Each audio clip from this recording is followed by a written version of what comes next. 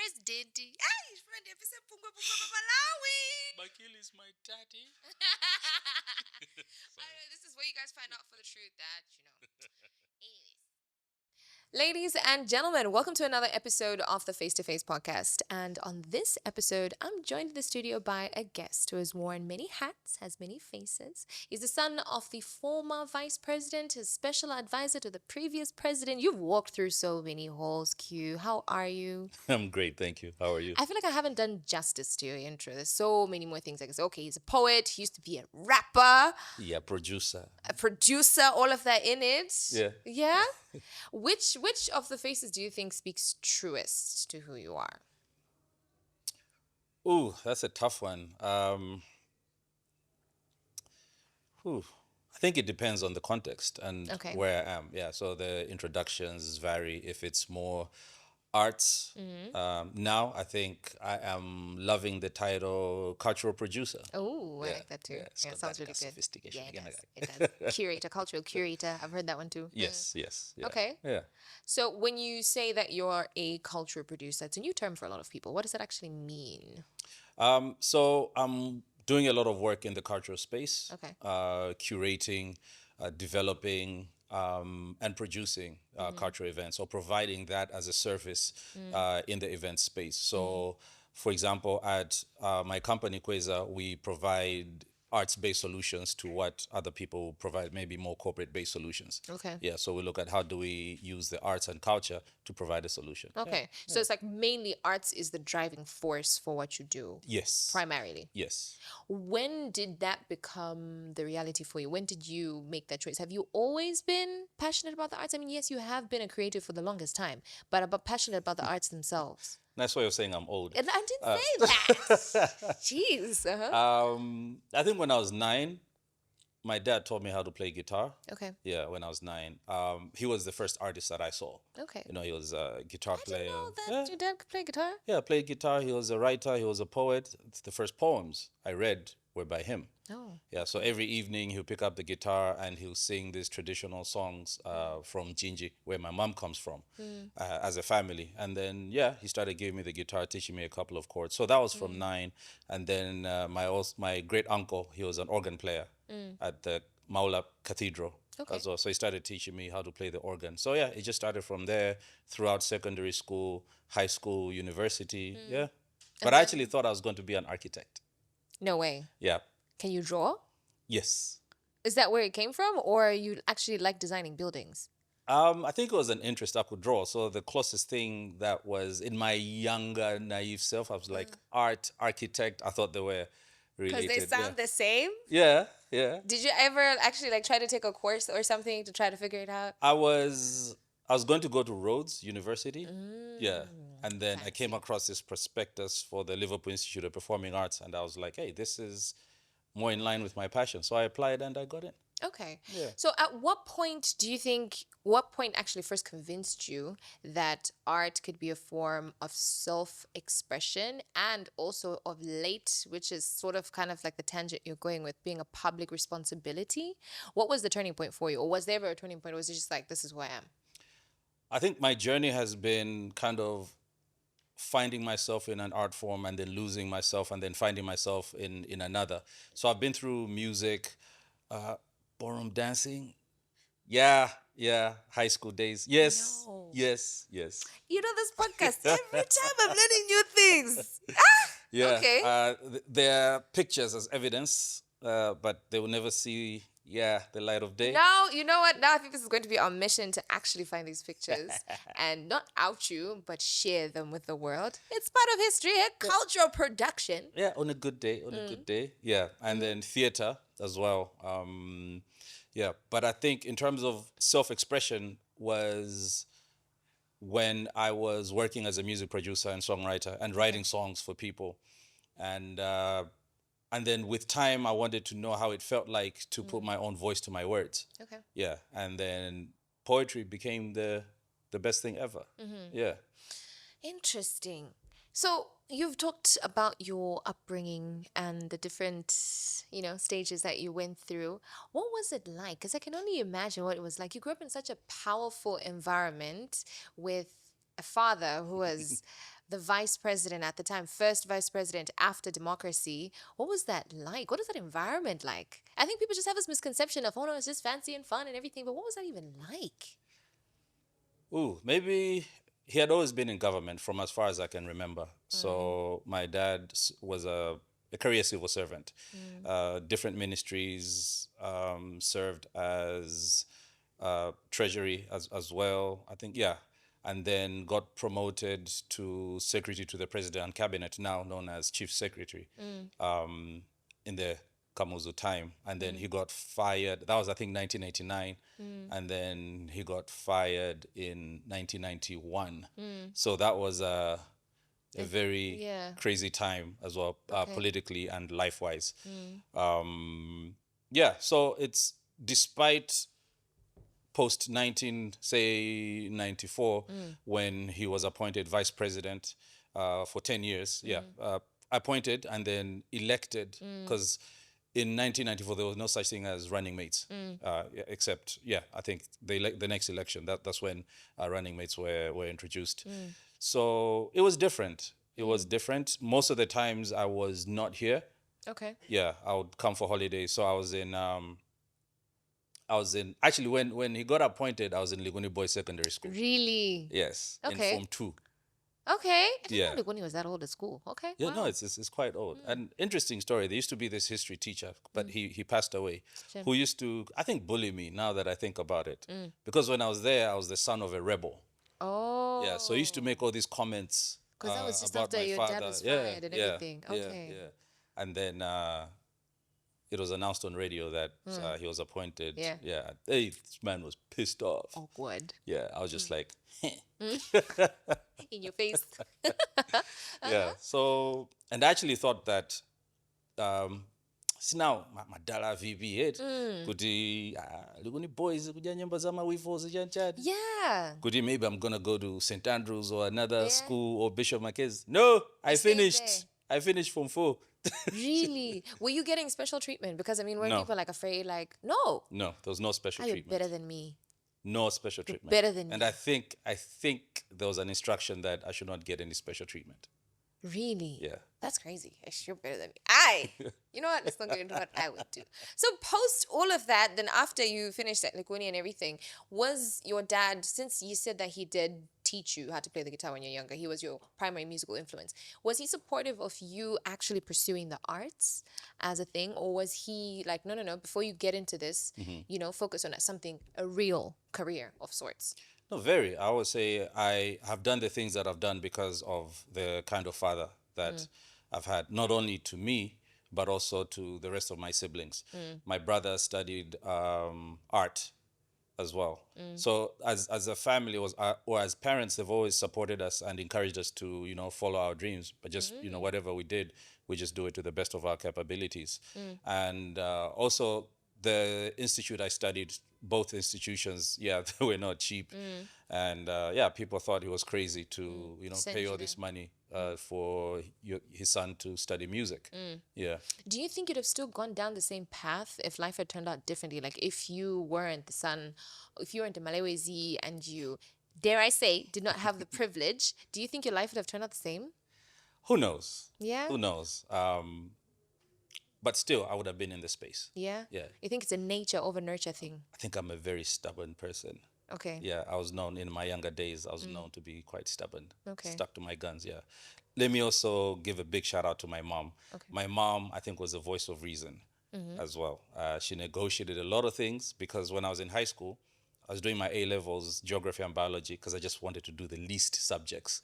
Yeah. Geography and biology though. Okay. Yeah, but I was involved in a lot of music, art, theater, Okay. in South Africa, and I was failing. Yeah, Okay. that she had to come and just have a sit down with me and said, okay, if you pass your A levels, then you can study what you want to study post A levels. That's fair. So yeah, Okay. so I passed. Kudos to mom. I think She's a mathematician. Hey. Is it? That Yeah. explains it. Yeah. Now, a lot of people now know you as Q the poet, but Yes. you weren't always a poet. You used to be a musician. Like, tell us about that era, the milestones that you achieved, the time. What was it like? And also, after that, I'll ask my question after that. But first, take us through that era of Q as the musician. Were you going by Q, the name Q? Yeah, it that happened. I think 90. Hey, now age is going to You're revealing your 90 age. 97. I think 96, 97. It happened when I was doing my A levels in SA. So I think a friend of mine who went to school with Bentley Ntafu, yeah, he's the one actually who started calling me Q in high school, Okay. and then it just stuck. Yeah, but before that, I think in around 1996, I was introduced to music production by Okay. a friend of mine. Now he works for Malawi Sun, Chite KAMWENDO. Yeah, he ended up doing a lot of things in marketing. Yeah, and then we formed this rap duo. Myself as Q and he was the brother man. Yeah, so he started teaching me like some music production basics, kwa Goodson Gomonda. Okay. Yeah, and then yeah, You have a the really good memory. yeah, where was this? I think Wenela. Yeah, that's where the studio was. Yeah, so I used to go there quite a lot, recording songs on a 4-track I'm not tape gonna pretend machine. I know what that is. 4-track tape machine. So we only had 4 tracks. Okay. So instrumental will go on 1 track, and then you have the other 3 tracks for vocals. Okay. Yeah, so that's why the interest started in terms of music production. Um, that was during holidays.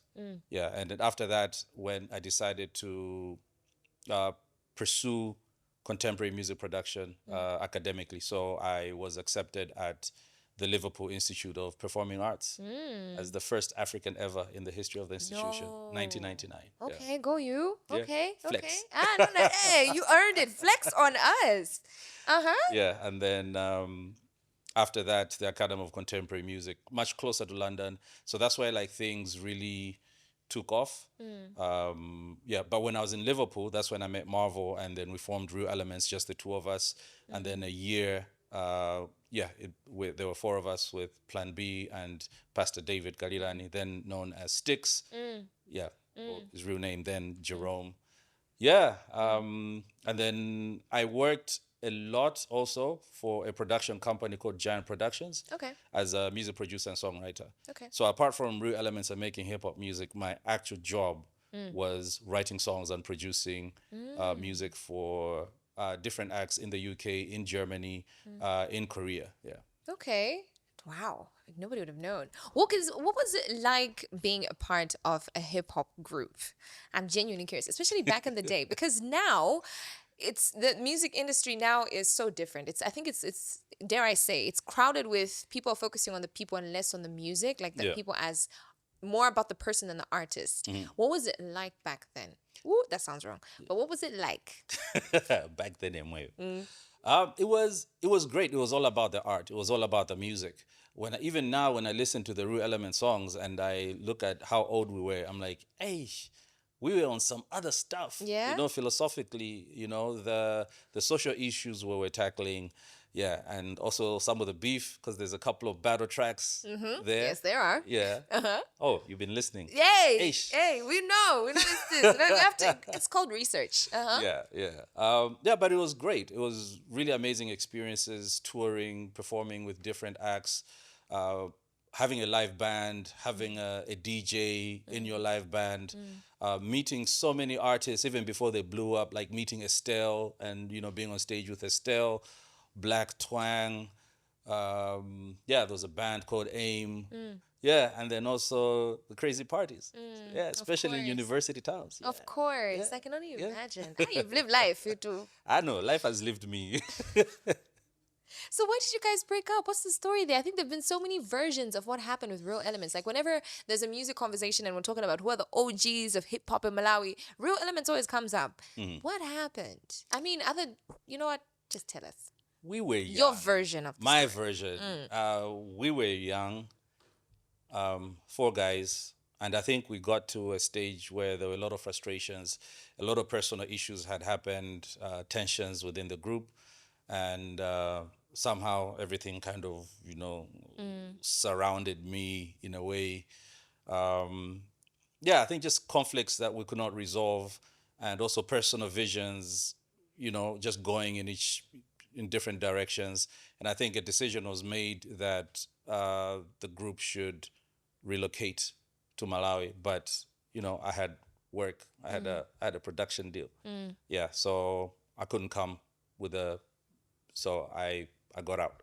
Oh, Yeah, and then they okay. continued as three people. Yeah, So you were the diva in the group.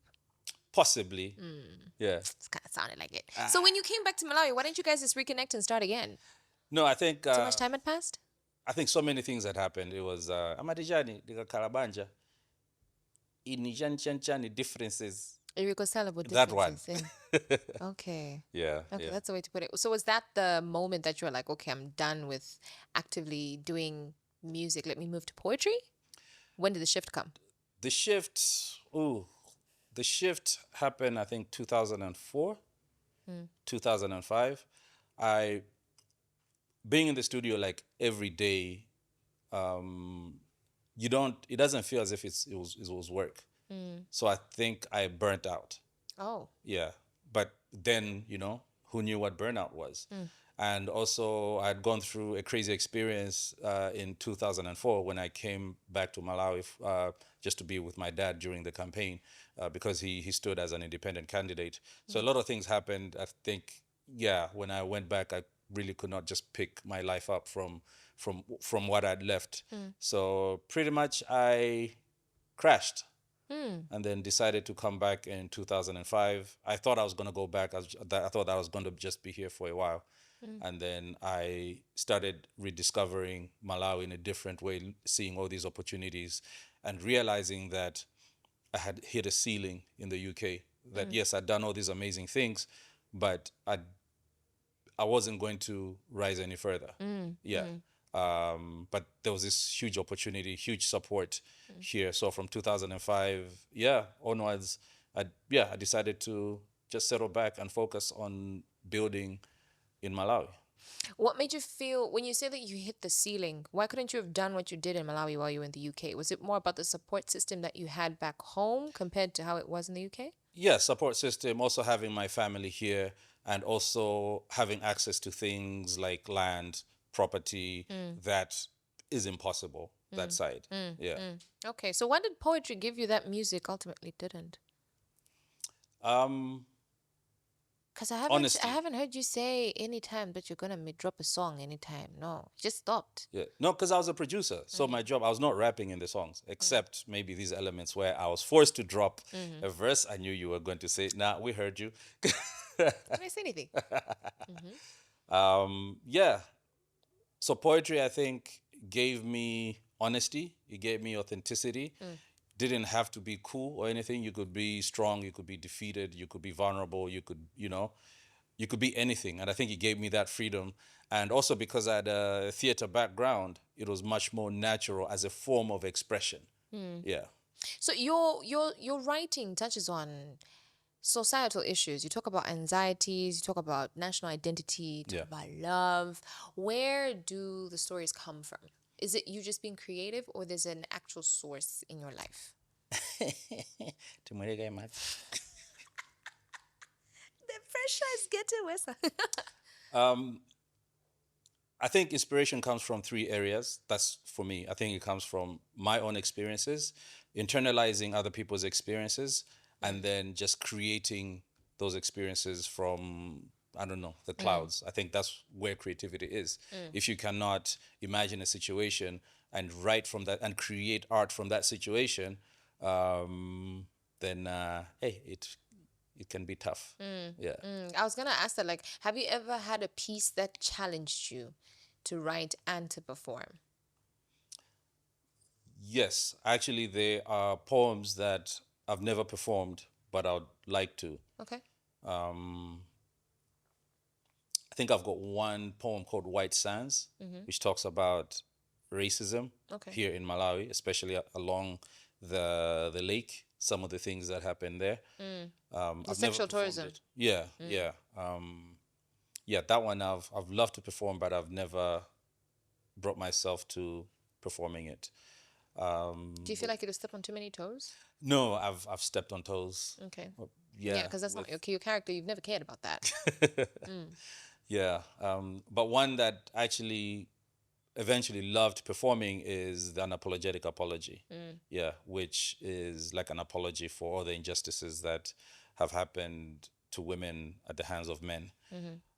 It was actually a commissioned poem, Oh. but it just, yeah. But the great thing about it was they gave me this creative freedom. There was no theme. They were just like, do what you feel you need to do.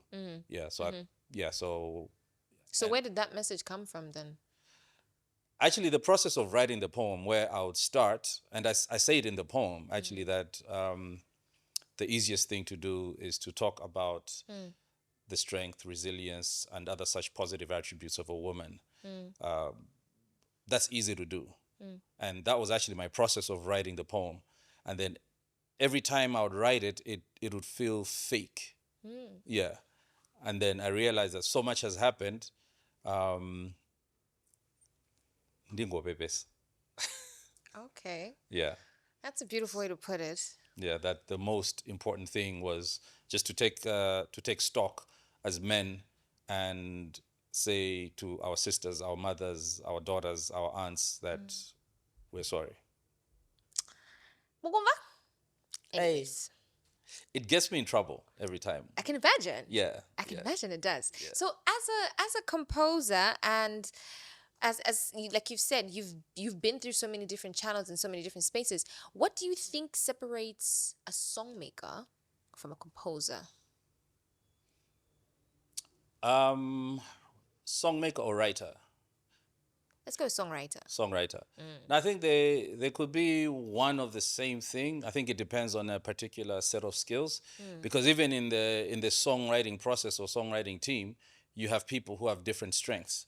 So when I was working at Giant, we had a guy. He was one of the writers. He was a top liner. A top liner just comes in and just writes the melody, right? And that's his job. Okay. Right. Okay. And then someone else, maybe who's a lyricist, then will actually, we'll put the lyrics together. So we always worked in teams. And then you have a programmer, or people, what would they say, beat maker, yeah, who would do the programming, work out the chord progressions, program the drums, the bass, all the instruments. Yeah, so we always worked in teams. So you always have a person who has more skills in one area than the other.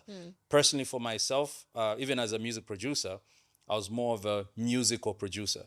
There's other producers who are more on the technical side. They're referred to as technical producers. Okay. So they're looking out for like frequencies, da da da da da. I was looking out for the musicality of the process. Does that process also work the same in poetry? Or it's completely different? Or is poetry entirely just you finding your voice and finding the sound that you want to go through and the flow? Because I mean, poetry, the performance itself, it's a performance. It's not just words on paper. Yeah. Is the process similar? It's different. It's different. I think with the poetry, because it's just me, so I'm the only person I rely on. So I look at voice. I look at two things, actually. In the writing process, that's the first one. The performance process is another. So in the writing process, I look at two things, content and the context. Okay. So for example, if I was a painter, if you have your painting there, and then the context for me is the frame, is what is going to carry the content.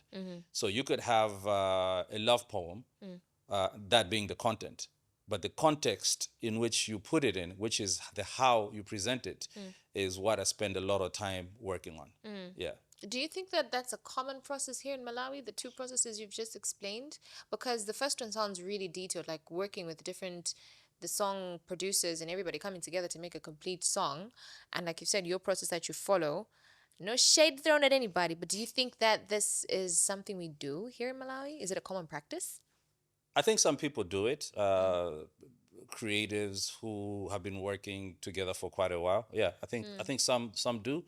And I think some don't. Also because the role of the music producer has changed over time. Okay. It used to be a selfless kind of role.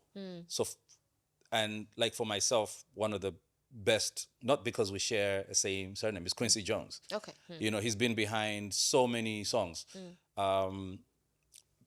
His mastery was knowing what to put together, including people, who to get this person to work with this person, and he wouldn't even touch anything. Yeah.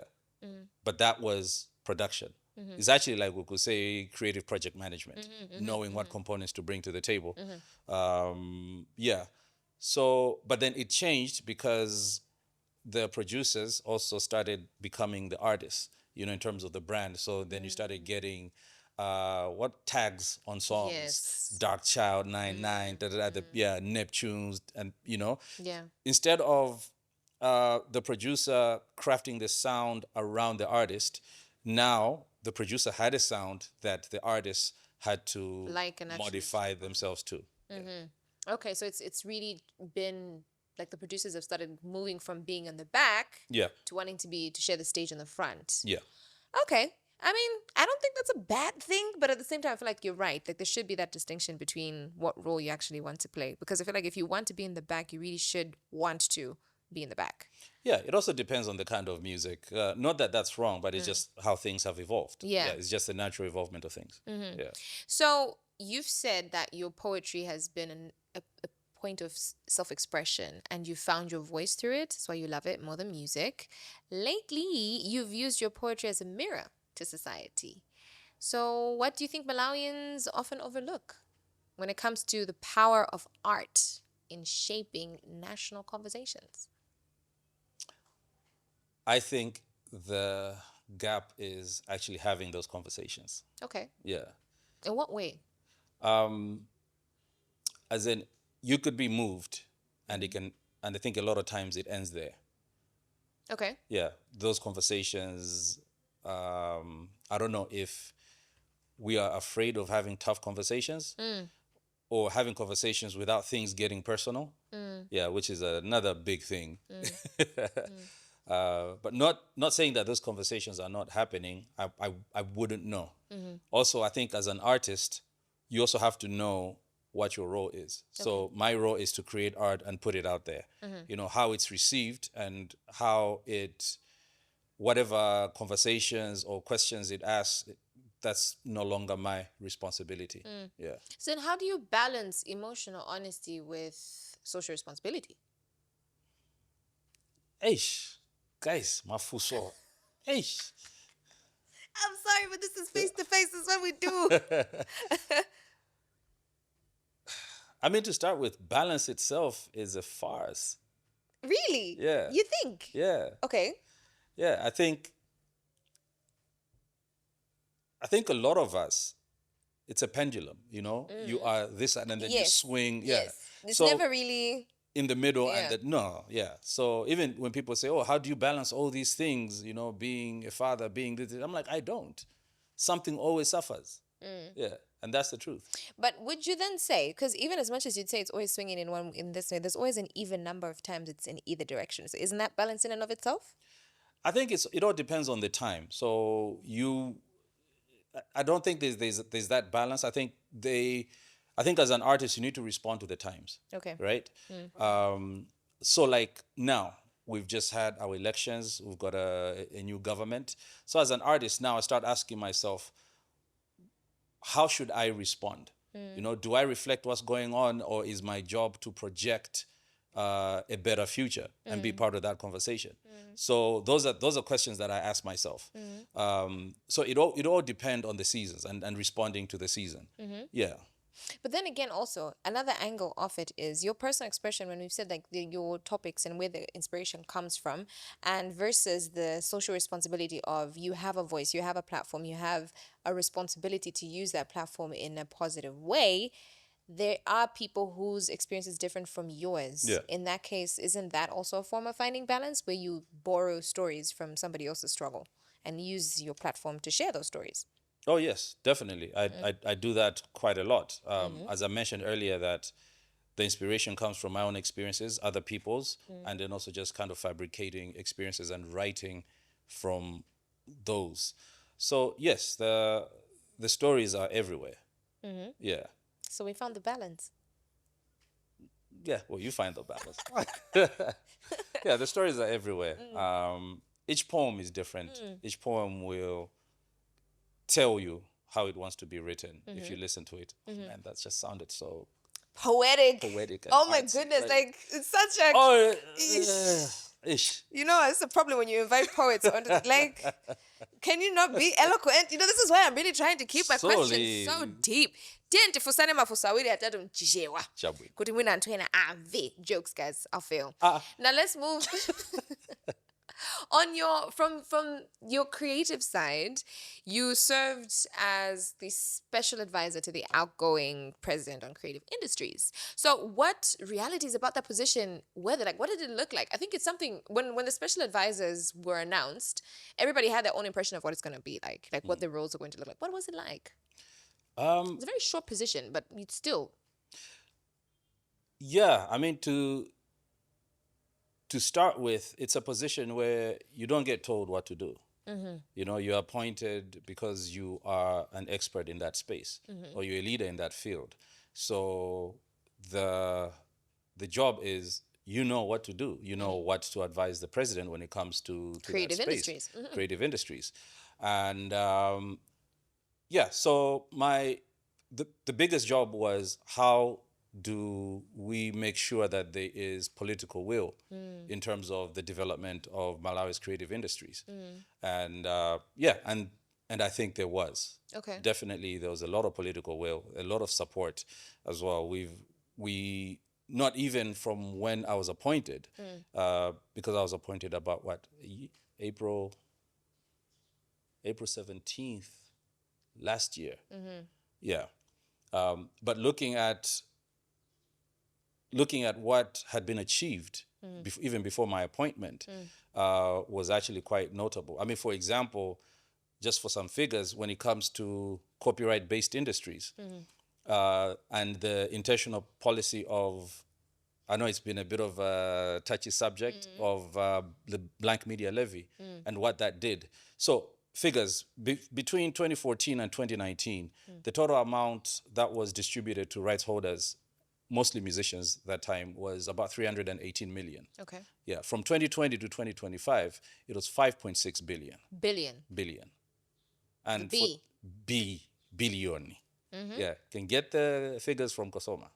Yeah, and for the first time, rights holders outside musicians started receiving royalties. Okay. So we're talking book publishers, we're talking filmmakers, yeah, we're talking poets.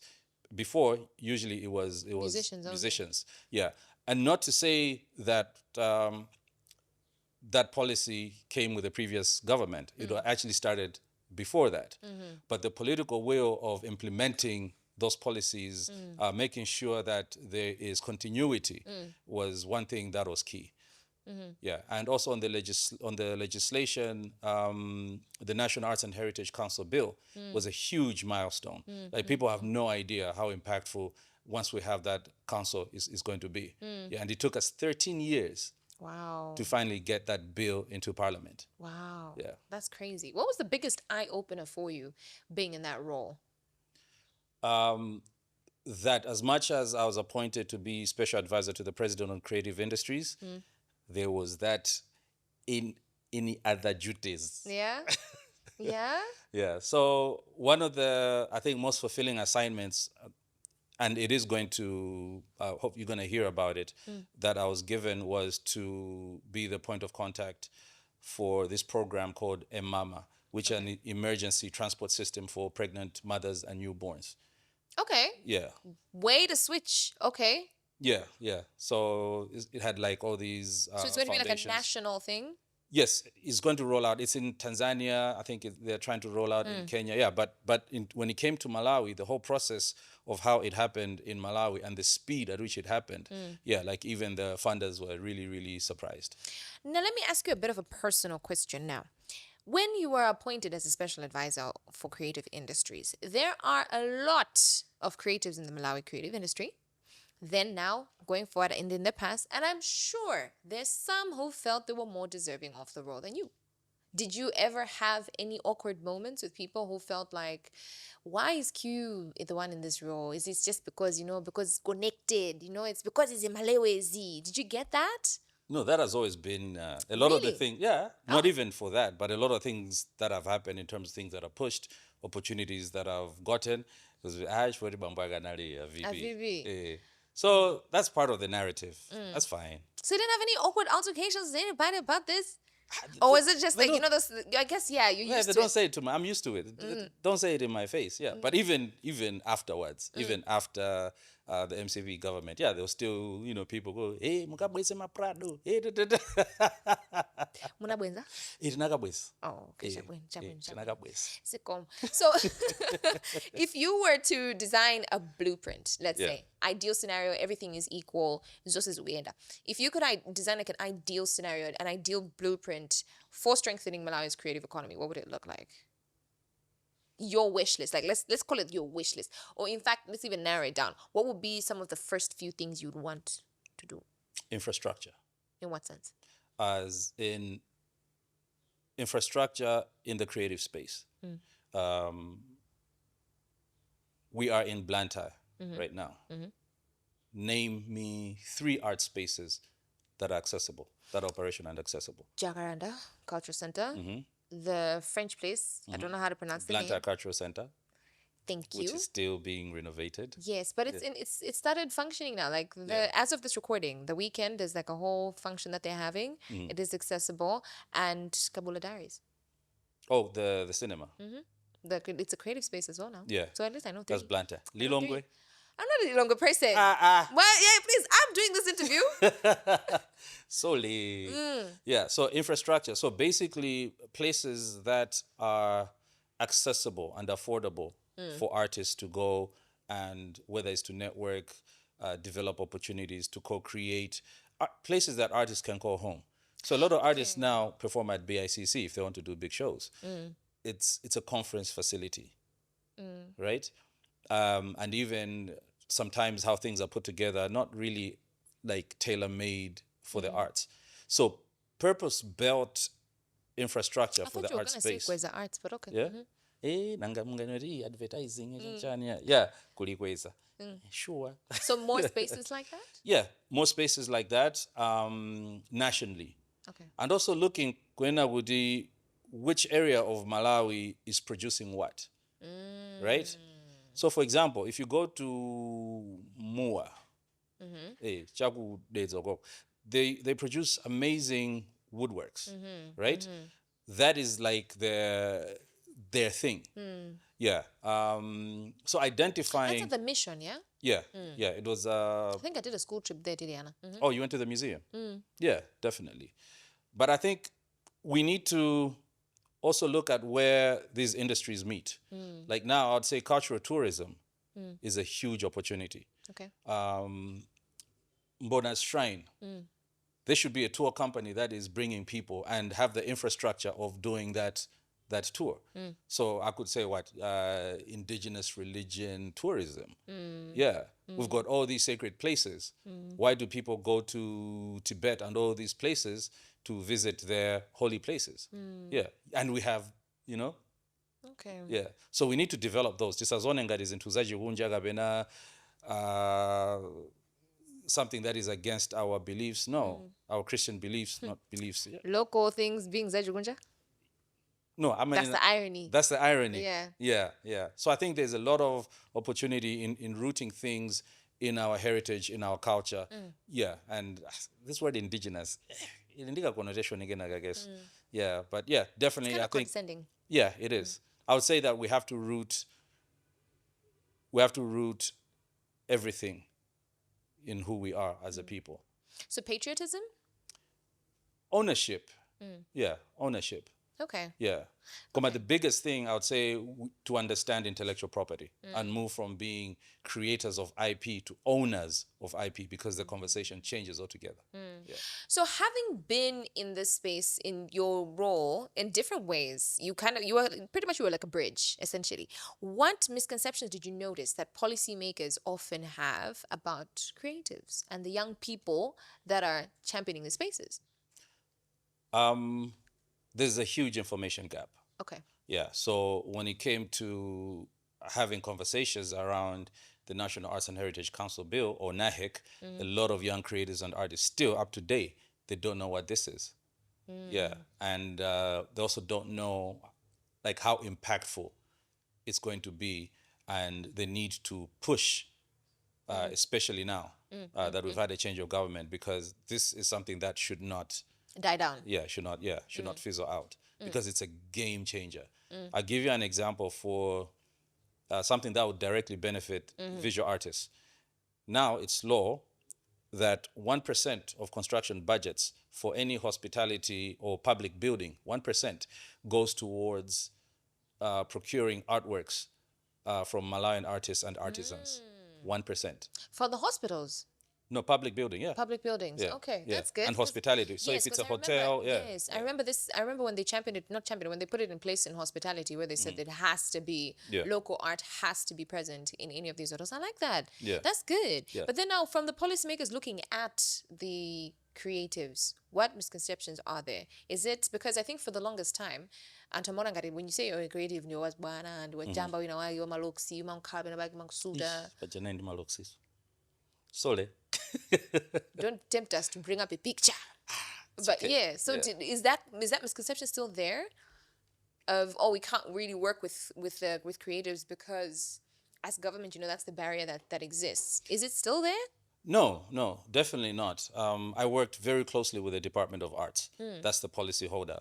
And with the budget constraints that they had, the work that they were doing was pretty phenomenal. Okay. I think sometimes you don't know how much work is being put into these spaces or the departments or in the MDAs until you are there. Yeah. And even institutions like Kosoma, you know, those people work hard. They're administering like a whole bunch of rights. And Kosoma doesn't get direct, you know, funding from government. Yeah. Okay. So they interact and they work with a lot of artists. But understanding, for example, what the Department of Arts is there for, it's the policy holder. So it did not have the mandate. The job is policy. Okay. You do not have the mandate of having that face-to-face interaction with artists. Yes, maybe during consultations, et cetera. But the actual institutions that will have all that mandate of working with creatives, of promoting creatives, making sure of putting together, say, grants, et cetera, even infrastructure, when I was talking about, is actually the National Arts and Heritage Council. So the establishment of the council is actually that would be the right body with a full mandate of working so closely with creatives.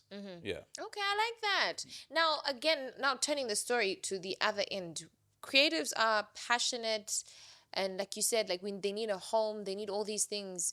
What do we need from society? Not from the government, but what do you think creatives need from the society for us to thrive? Ha! Threw myself in the air.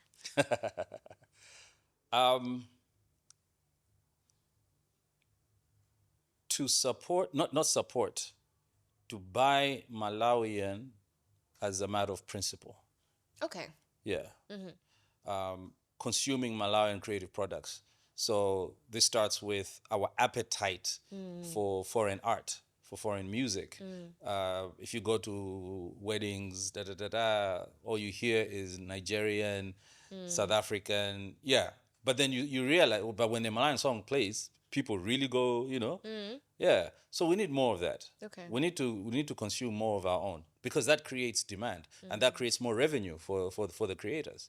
Yeah. So I say that's the first thing. I like that. Whether it's attending shows, because also you're curious, not because you know the artist. Yeah. Just saying, oh, this looks interesting. Oh, I want to discover, or I want to listen or watch someone new. So we need to be curious and start attending shows, listen to Malawian music and poetry. Of course. Yes. And podcasts. And podcasts. Yes. Yeah. Yeah, there has been a shift. I think, there has been a shift in terms of Malawian produced content going and it's being consumed.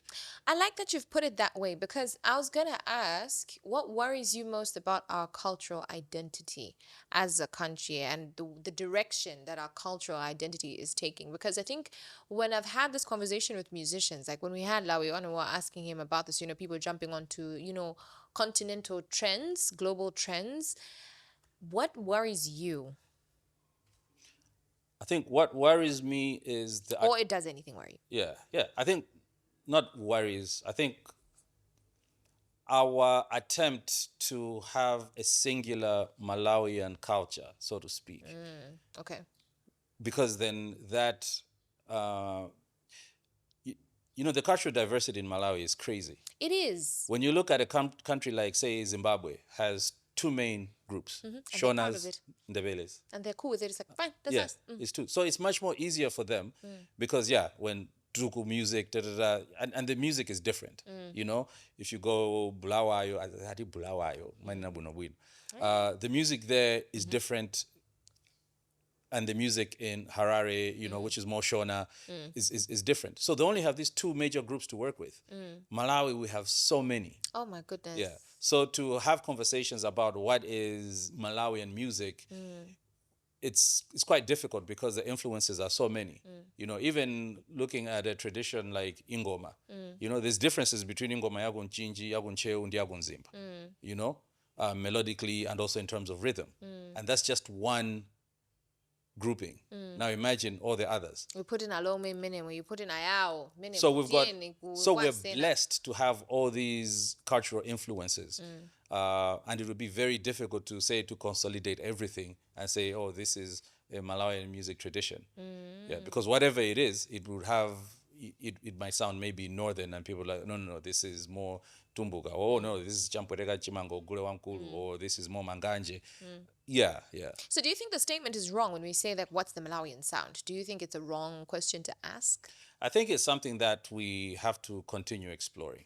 Yeah. We shouldn't try to put it in a box and say this is the Malawian sound, package it and say this is our sound. I think they are Malawian sounds. Yeah, I agree. Yeah. I keep saying this and this is the hill I'm willing to die on. Do you know what the actual true Malawian sound is? Moses Magawa. That and people, and I said why I stand by this is we just don't like it. Urban Malawians don't like that sound. It sounds, dare I say, Majimidzi. But that's our sound. And I'm going to stand on that hill. That's one of our sounds. Yeah, dare to own it. it's But then, okay, fine. Now, on the flip side, what gives you hope about the industry and our cultural identity? I think from an access and drive point of view, the younger generation of creatives, I think they're dreaming bigger. They're being more daring. And they're not playing it as safe probably as we did. They are looking beyond the country. And I think there's an incredible opportunity of, if there's any interventions that are needed, but I think there's an incredible opportunity for them to take this to, truly to a regional and global level. But the intervention now, as you rightly said, that it needs to also be not authentically us. It needs to be rooted also here. When I say rooted, I don't mean it needs to sound traditional. It has to be traditional. No. But it has to have that strong sense of where it's coming from. Because that's what people also want to hear. Yeah. Okay, that's good. Now, looking ahead, 20 years from now, if people picked up your work, what is the message that you hope they would have about you, about Malawi, and about their own power as Malawians of that time? Let's hope it's Malawians at that time picking up your work 20 years from now. About me, that I was hopeful about the country and myself. About Malawi, that our identity is where it's at. About themselves, that they're amazing. Oh, that is such a sweet thing to say. And awesome. I hope that does happen. But would you say there's some unsaid works in your life? Because we've talked about your poetry, we've talked about music, we've talked about the different roles that you've had and how they fed your art. Would you say there's still some unspoken parts of yourself you haven't shared with the world yet? Coming to a stage in 2026. Really? Yeah, so I've had this urge to talk about ourselves, even some of the uncomfortable things in our cultures, but in according to us, owning the narrative. Because I think we've heard about ourselves, we've been hearing about ourselves for, I don't know, so long, from being discovered. The future of tomorrow until tomorrow is here. From being discovered by David Livingstone, because we didn't exist. Apparently. Yeah, so I have a dance theater production that has been developed from a series of monologues that Okay. I've written called Fisi. Oh, Yeah. is what I think? Yes, it's yeah. Okay. Yeah. So Okay. it's a story of the Fisi, of widow cleansing, but with a lot of creative freedom. So the monologues are done by the Fisi, who's about to conduct the ritual with a young widow who's just lost her husband. And then on the other hand, the Fisi is also married. Yeah. Wait, Afisi can get married? Yeah. Oh, Yeah. okay. Why not? I don't know. I thought this, I mean, it sounds like a full-time job. But anyways, but then you have to be married, but okay. Yeah, so that's the source text. So that is the story. So basically, it's questioning the things in our culture that, what are the things in our culture, in our practices that we need to preserve, that we need to alter, and we need to throw away. Yeah. I like that. It sounds like a really exciting project. Really exciting project. Is there a part of you that you feel people misunderstand when it comes to you being Q? And Yeah. when they listen to your work and they meet you in person, do you feel like you get misunderstood sometimes? Uh, I've heard kuti ndinaovuta, Okay. and very expensive if you try to book me for performances. That's a slope. That's a Depends. slippery slope. It depends who's Okay. booking. Okay. Okay. If you have money, then yeah, hard to approach. Yeah, You? exactly, right? Oh wow. Okay. Yeah, but I think those are the things I've heard. From our Bobo. It's okay. We move. Yeah, we move. Fair enough. So to wrap this up, because okay, keep talking and talking and talking. There's so much to talk about with you. You're such a wealth of information and knowledge and wisdom. I will ask this question. Having grown up in a political family, having now experienced being in the political space, you know I what's see where coming. this. Let me ask. Just let me ask my question. When Do you have any political ambition? I mean, because don't you think you've been on the inside? You've seen how much change you can actually invoke from the inside. Do you have any political or diplomatic inclinations, aspirations, intentions? I believe in walking in the path of my blessing, which is the arts and culture space. I believe I'm a leader in the space, and I think that is the space I will bring, I have and continue to have impact in, whether it's in the space or the space impacting the nation. That's what I believe. If the people say, who am I to say nay? You know what? No, but Fair. but to answer your question, I think having grown up and seeing some of the things that I've seen, it it makes you think twice. Yeah, I get asked that a lot, but I don't believe political office is or should be the only space where you can bring impact. Yeah, I think once we embrace the concept of leadership in all our spaces and each person plays their role to the best of their capabilities, we will see this country moving forward. I think we've placed so much attention or emphasis on what the politicians can do for the country Yes. and not what the other spaces should. Yeah, so politics, all well and good, is there, but their job is to make sure that we're in an environment that is conducive for everyone to thrive. And we need to thrive in all our different spheres. Yeah. And with an answer as eloquent as that, Q, thank you so much for joining me on this episode of the show. And I guess we look forward to your next cultural production. Thank you. I thought you were going to say we look forward to your campaign. You just answered that question. Jeez. Ladies and gentlemen, thank you so much for watching. Make sure you like, subscribe, and share the Face2Face podcast with all your friends and family. We are available on all your socials, so do not miss a single episode. Turn your notifications on. See you in the next one.